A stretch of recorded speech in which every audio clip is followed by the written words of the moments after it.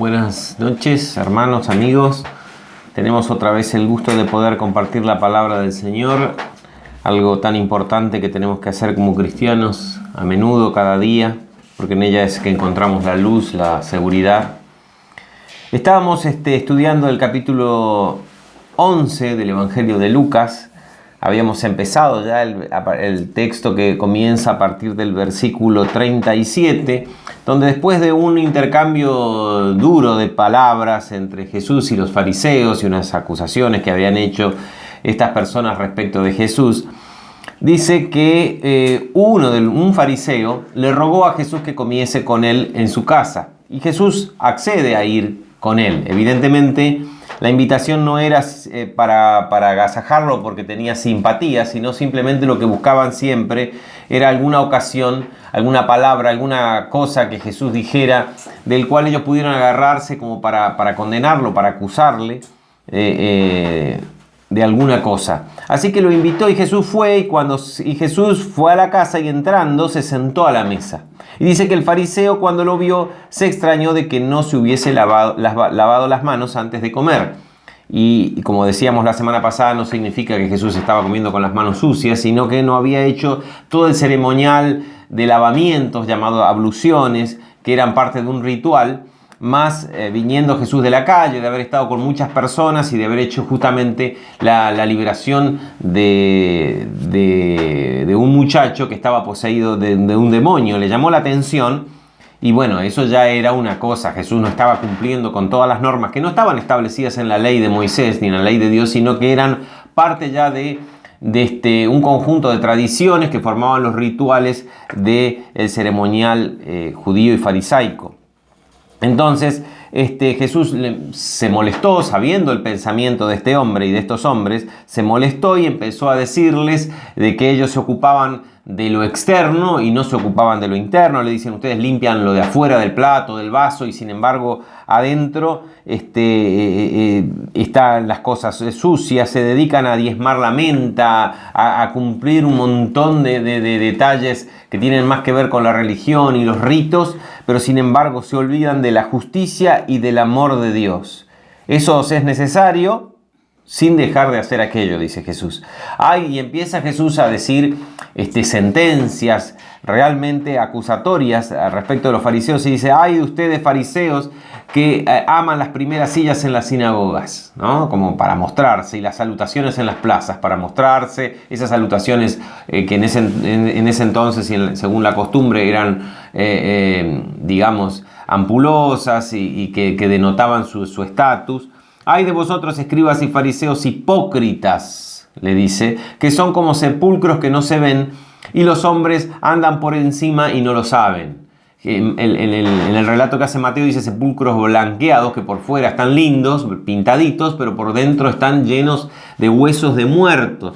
Acá Lucas nos hace referencia y dice que Jesús los compara a sepulcros que están debajo de la superficie, no se ven, y sin embargo nos contaminan, porque se contaminaban ceremonialmente el que tenía contacto con los muertos. Así que el hecho de acercarse a los fariseos para Jesús parecía todo muy religioso, muy cercano a lo que Dios demandaba. Sin embargo, la gente terminaba contaminada. Entonces, hasta ahí habíamos visto la semana pasada. Respondió uno de los intérpretes de la ley, que no se inscribía dentro del grupo de fariseos. Los intérpretes de la ley, como varias veces hemos visto, son aquellos estudiosos, eruditos, que se dedicaban a estudiar la Torá y a interpretarla. Por eso se llaman intérpretes, ¿no? O escribas también en otras ocasiones. Se dedicaban a interpretar, y de ahí es que se iban formando todo este cúmulo de tradiciones en base justamente a la interpretación que hacían los escribas. Y entonces este hombre se siente aludido y dice: maestro, cuando dices esto respecto de los fariseos, ¿también nos afrentas a nosotros? ¿De qué estás hablando? Porque los fariseos se esmeraban justamente en cumplir todo este conjunto de requisitos que los intérpretes de la ley decían que, según sus interpretaciones, valga la redundancia, había que cumplir para agradar a Dios. Entonces Jesús, en vez de decirle, no muchachos, de ustedes no hablo, quédense tranquilos, no, Jesús dice, ay de ustedes también intérpretes de la ley, y empieza también a acusarlos a ellos, porque cargan a los hombres con cargas que no pueden llevar, pero ustedes ni con un dedo la tocan, ¿no? Porque ellos, claro, decían tantos detalles, tantos rituales, que las personas les costaba cumplir las demandas que teóricamente Dios hacía de ellos y de su pueblo, y sin embargo ellos, por eso les dice hipócritas, ellos no las cumplían. Entonces imponían al pueblo cargas que ni ellos cumplían. ¡Ay de vosotros que edifican los sepulcros de los profetas a quienes mataron vuestros padres! Evidentemente ellos no es que edificaban los sepulcros, lo hacían en realidad para homenajear a estos profetas que habían sido asesinados. Padre se refiere a los antepasados justamente de estas personas. Jesús lo hace con ironía y les hace la mención de este hecho de que adornaban y embellecían los sepulcros, y dice, claro, ustedes embellecen los sepulcros que sus padres, de aquellos que fueron asesinados, de aquellos profetas de Dios que fueron asesinados por sus padres. Entonces transforma un hecho que para ellos era de homenaje, lo transforma en un hecho vil, porque ellos están siendo cómplices, le dice, de modo que son testigos y consentidores, es decir, cómplices de los hechos de vuestros padres. Los involucra también en esos hechos que habían sucedido ya durante miles de años en la historia del pueblo de Israel. Siempre los profetas terminaban mal en manos de las autoridades, incluso religiosas, de sus épocas, ¿no? Y ahora ellos estaban haciendo lo mismo. Por eso Jesús hace esa alusión, porque a la verdad ellos los mataron y vosotros edificáis sus sepulcros. Con ironía se los dice, ¿no? Por eso la sabiduría de Dios también dijo, les enviaré profetas y apóstoles, y de ellos a unos matarán y a otros perseguirán. Es como que Jesús les está diciendo que de alguna manera en el designio de Dios la función de ellos siempre era la de oponerse a la voluntad y oponerse a la palabra de Dios. ¿Para qué? Para que en el juicio se demande de esta generación. Fíjense, Jesús le dice de esta generación. Y esta generación, es decir, la generación que convivió con Jesús y lo rechazó, tenía mucho mayor responsabilidad inclusive que sus padres, porque acá no había un simple profeta, como habíamos visto en los pasajes anteriores. Acá estaba el mismo Mesías. Acá no estaban rechazando a un profeta más, ni estaban persiguiendo a un profeta más o intentando matar a un profeta más, que a la postre lo terminaron matando, sino que estaban persiguiendo y oponiéndose al Mesías mismo, al enviado de Dios, al Cristo, al Hijo de Dios. Así que de esta generación, dice, se va a demandar la sangre de todos los profetas que se ha derramado, la sangre que se ha derramado desde la fundación del mundo. Fíjense, porque todos los profetas en realidad tenían que ver y se fundían en la persona de Jesús, porque todos habían de alguna u otra manera profetizado estos tiempos o haciendo alusión a estos tiempos, a la venida de la restauración del pueblo de Dios a través del Mesías. Entonces, ahora ellos están rechazando al mismo Mesías. Entonces se hacían acreedores ¿de qué? De la peor demanda, del peor juicio. Se les va a reclamar la sangre de todos los profetas que fue derramada desde la fundación del mundo, desde la sangre de Abel, el hijo de Adán y Eva, hasta la sangre de Zacarías, que murió entre el altar y el templo. Sí os digo que será demandada de esta generación. Qué severidad, qué tremendo, ¿no? Qué tremendo encontrarse. Por eso siempre digo que nosotros vivimos imaginándonos una regla larga que es toda la historia de la humanidad. A nosotros nos toca 1 centímetro y a cada uno en su momento les tocó 1 centímetro, y Dios nos va a juzgar por el lugar que ocupamos y la respuesta que hayamos dado en nuestro centímetro, en nuestro lugar. A estas personas el centímetro que les tocó vivir no fue cualquier centímetro, fue el centímetro en que Jesús estuvo acá en la tierra. Y ellos no solamente no estuvieron a la altura de lo que Dios demandaba de su pueblo, porque ellos formaban parte del pueblo de Dios, del pueblo de Israel, sino que se opusieron y lo hicieron con saña, con odio, con fuerza. Y Jesús hace nombre menciona a Abel y a Zacarías por dos razones que sus oyentes, en este caso los fariseos y escribas, intérpretes de la ley, conocían bien. La mención que hace la Biblia de la demanda o el clamor. Por ejemplo, dice cuando Caín mata a Abel, Dios le dice: ¿dónde está tu hermano? Porque su sangre clama a mí desde la tierra. Hay una demanda de la sangre de Abel. Por eso Jesús habla de Abel, sabiendo que hay una demanda, como que la sangre de Abel o ese hecho exige juicio y justicia, ¿no? Y también menciona a Zacarías. Zacarías era hijo del sacerdote Joiada, después fue sacerdote también en la época del rey Joás. Ya al final del reino de Judá, donde el rey Joás, a instancias del rey Joás, el pueblo apedrea al profeta Zacarías en el patio del templo y él alcanza a asirse de los cuernos del altar. Era un lugar donde se pedía misericordia y ni aún así tuvieron misericordia y lo apedrearon y murió allí.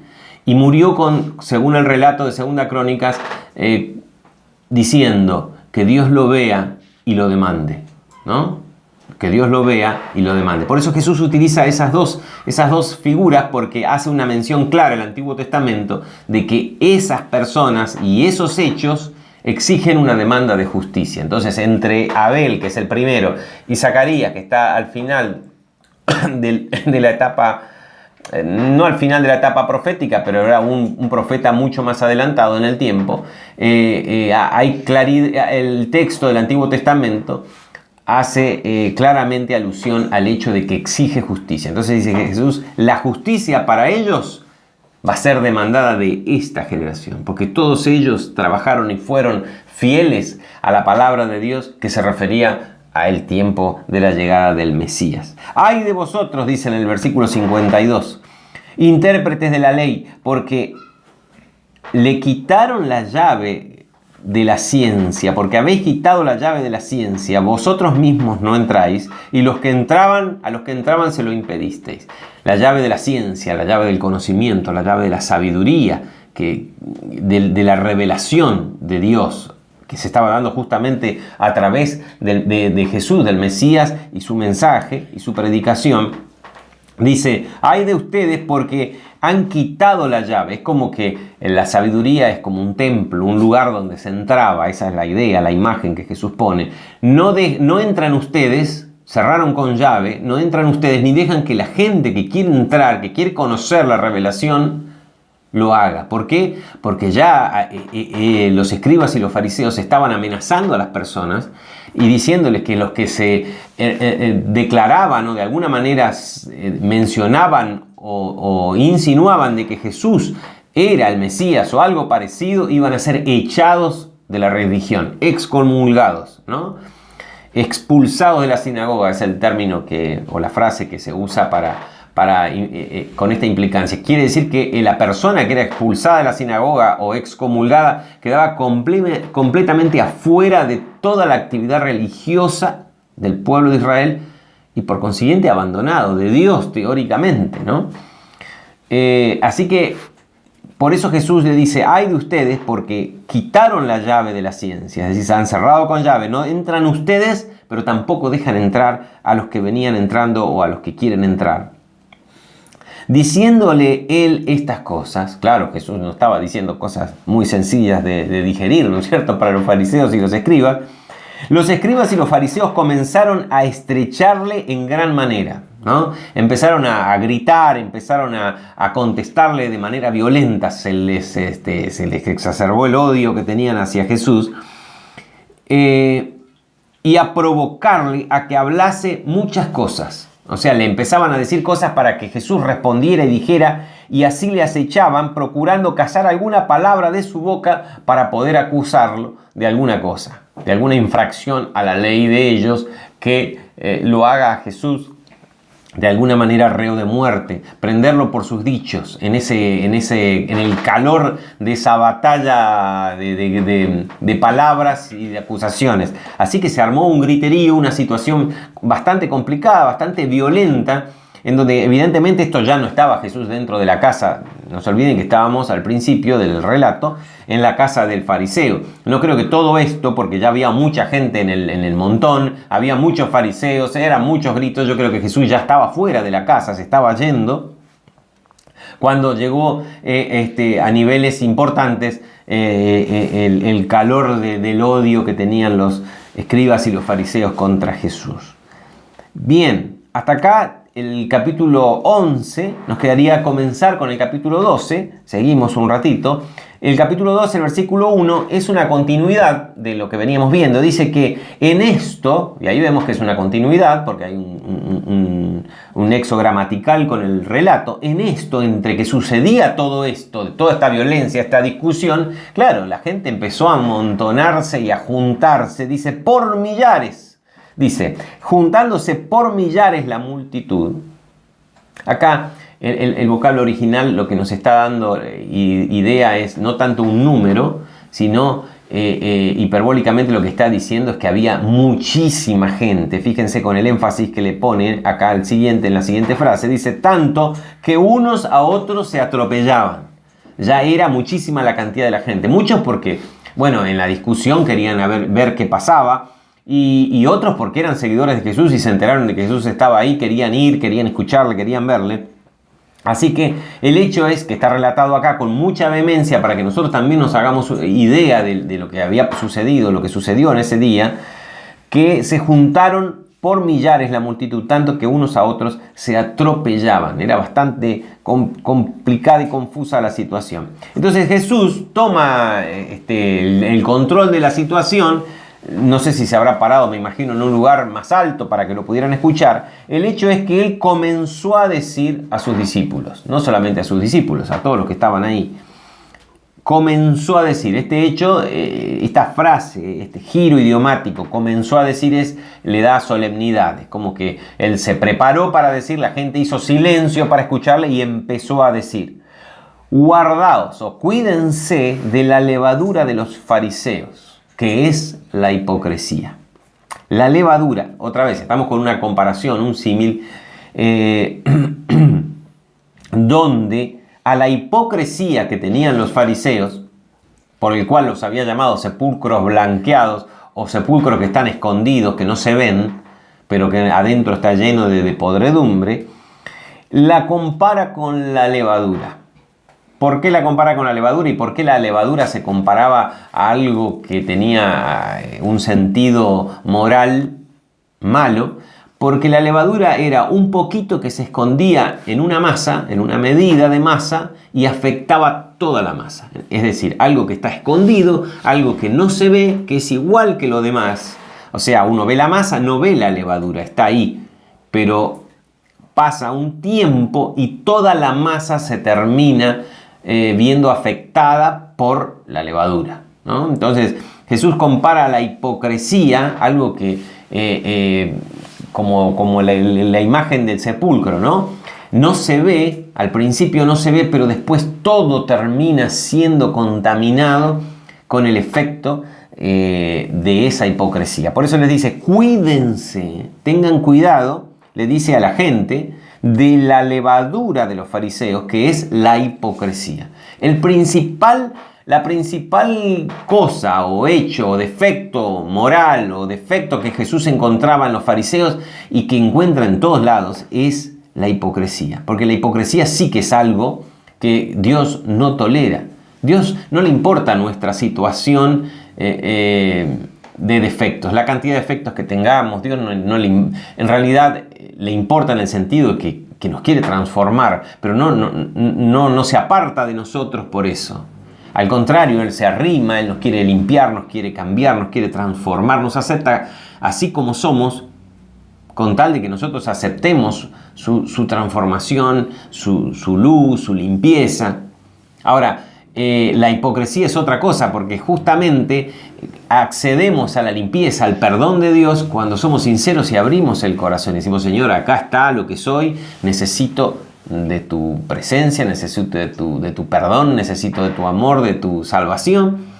Y la hipocresía hace todo lo contrario. Nos cerramos, presentamos una imagen de perfección o una imagen de buena gente y sin embargo escondemos todo lo que realmente desagrada a Dios. Esa actitud de hipocresía es la que nos lleva directamente a perdernos todas las bendiciones que Dios tiene para nosotros, ¿no? Por eso dice, cuídense de la hipocresía, no solamente de la infección que puede traerle, que les podía traer la enseñanza de los fariseos, sino también de ser iguales que ellos. Porque fíjense que el versículo 2 nos da una sentencia general para todos nosotros. Dice, porque no hay nada encubierto. Ya habla en general como un principio general.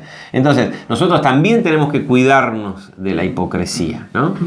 Nada encubierto, y ahí es la idea de la levadura que se esconde, que no haya de descubrirse, ni no hay nada oculto que no haya de saberse. Todo está a la luz de Dios y, por supuesto, a los ojos de Dios. Y el día del juicio será mostrado. Fíjense, dice, por tanto, todo lo que habéis dicho en las tinieblas, en la oscuridad, a la luz se oirá. Y lo que habéis hablado al oído en las habitaciones, se proclamará en las azoteas. Es decir, no hay nada que nosotros hagamos que no alcance luego al juicio de Dios. No es que, bueno, yo dije un chiste cuando se cortó la luz y en el día del juicio van a contar ese chiste. No significa eso.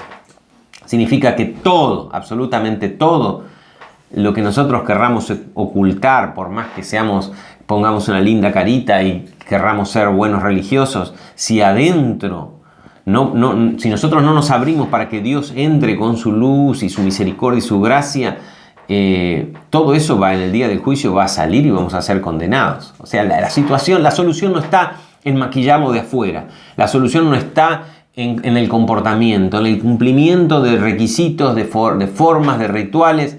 La cosa está en la transformación interna. No importa qué tan profundo hayamos caído, Dios tiene el poder para levantarnos. Ahí está el secreto. Eso es lo que Jesús quiere enseñar y ese es el énfasis. El no a la hipocresía, el no al disimulo, el no al poner una cara y en realidad es otra cosa. Y sigue hablando Jesús de lo mismo. Dice, mas os digo, amigos míos, estoy leyendo el versículo 4, no teman a los que matan el cuerpo, y después nada más pueden hacer. Volviendo un segundito nada más hacia el tema de la hipocresía. A veces uno dice, bueno, no quiero hablar nada del Señor, no quiero enseñar o predicar o algo respecto del Señor porque yo soy un desastre, no cumplo nada, entonces soy un hipócrita porque digo una cosa y después no puedo cumplir con lo que digo. No se trata de eso la hipocresía, porque si yo estoy reconociendo que no puedo, no estoy siendo hipócrita, estoy abriendo mi corazón. Yo de todas formas tengo que hablar la verdad. No porque hable la verdad y todavía no la puedo vivir de forma completa, voy a ser un hipócrita. Soy un hipócrita si yo presento como que la vivo de forma perfecta y en realidad adentro sé que es todo mentira. Ese es el sentido de la hipocresía, porque si no, nos escudamos en el sentido, escuché muchas veces decir, no quiero ser hipócrita, entonces yo no quiero hablar, no quiero predicar, no quiero hablarle a mi vecino ni a nadie porque van a decir, predico una cosa y dice otra. Está bien, puede ser que yo no pueda cumplir todo lo que la Biblia enseña y yo estoy enseñando la Biblia, pero estoy en proceso y reconozco que estoy en proceso. A mí me falta y reconozco. Pablo mismo reconocía y dice, hermanos, no digo que lo haya alcanzado, sino que prosigo a la meta. Prosigo a alcanzar el premio del supremo llamamiento. No lo alcancé, vuelve a repetir Pablo. No lo he alcanzado, pero allá vamos, prosigo a la meta. Me extiendo hacia lo que viene. Esa es la idea. ¿Me explico? Entonces no hay excusa de no hablarle a otro porque yo no puedo cumplir la totalidad de la Biblia, entonces no hablo de la Biblia para no ser hipócrita. No. Nosotros hablamos porque esto no es palabra mía, es palabra de Dios. Y si yo estoy en proceso, estoy en camino como todos los seres humanos, mientras estemos respirando aire, oxígeno, es porque estamos todavía en camino de preparación, de limpieza y de transformación a la persona que Dios quiere que seamos, ¿no? Y el día del juicio no tendremos juicios porque se va a manifestar la obra de Jesús y de Cristo en nosotros. Bien, por hoy concluimos acá. Arrancaremos la semana que viene a partir del versículo 4, que continúa básicamente en el mismo contexto de toda esta discusión. Y quedémonos con esto. La hipocresía no. No importa en dónde estemos. Lo importante es decir, bueno, hasta acá he sido un desastre, de acá en más terminó. De acá en más me abro a la luz de Dios, me abro a la operación del Espíritu Santo y dejo que Él me transforme. Y otra cosa, no usar la hipocresía o la presunta hipocresía para no hablar de lo que Dios habla a todos. Seamos canales. Si estamos en proceso, no somos hipócritas. Estamos reconociendo que estamos siendo tratados por Dios. Que Dios te bendiga. Nos vemos. Hasta luego.